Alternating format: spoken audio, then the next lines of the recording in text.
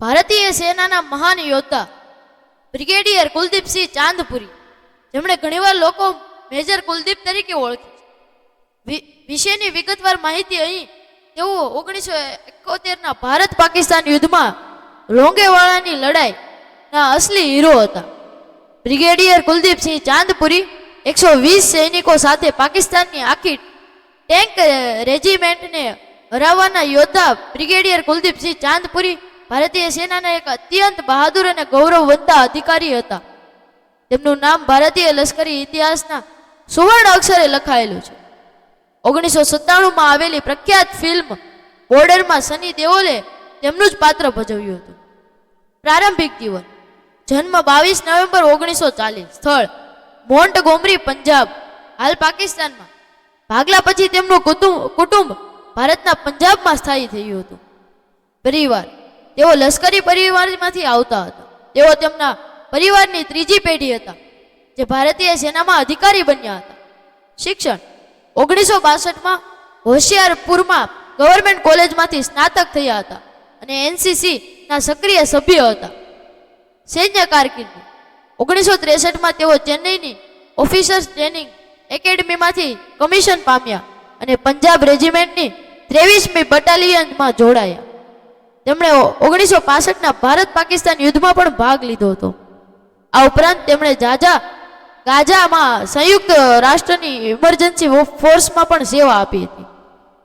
1971નું યુદ્ધ અને લોંગેવાલીની ઐતિહાસિક લડાઈ આ તેમના જીવનની સૌથી મોટી અને મહત્વની ઘટના હતી. તારીખ 4-5 ડિસેમ્બર 1971ની રાત સ્થિતિ રાજસ્થાનના જેસલમેર બોર્ડર પર આવેલી લોંગેવાલા પોસ્ટ પર મેજર કુલદીપસિંહ ચાંદપુરી માત્ર 120 જવાનોની ટુકડીનું નેતૃત્વ કરી રહ્યા હતા. દુશ્મનોની તાકાત: સામે પક્ષે પાકિસ્તાનની 2000 થી 3000 સૈનિકોની ફોજ અને 40 થી વધુ ટેન્કર હતી. પરાક્રમ: મેજર ચાંદપુરી પાસે વિકલ્પ હતો કે કાં તો પીછેહટ કરવી અથવા તો દુશ્મનોનો સામનો કરવો. તેમણે લડવાનું પસંદ કર્યું. તેમણે આખી રાત પોતાના જવાનોનો જુસ્સો વધાર્યો. તેમણે એક બંકરથી બીજા બંકર જઈને જવાનોને પ્રોત્સાહન કરતા હતા. પરિણામ: તેની બહાદુરી અને વ્યૂહચારીને કારણે ભારતીય સેનાએ સવાર સુધી પાકિસ્તાન સેનાને રોકી રાખી. સવારે ભારતીય વાયુસેનાના હન્ટર વિમાનોએ આવી પાકિસ્તાનને ટેન્કોને ખાતમો બોલાવી દીધો. આ યુદ્ધમાં પાકિસ્તાને 34 થી વધુ ટેન્કો ગુમાવી હતી, ત્યારે ભારતને નહિવત નુકસાન થયું હતું.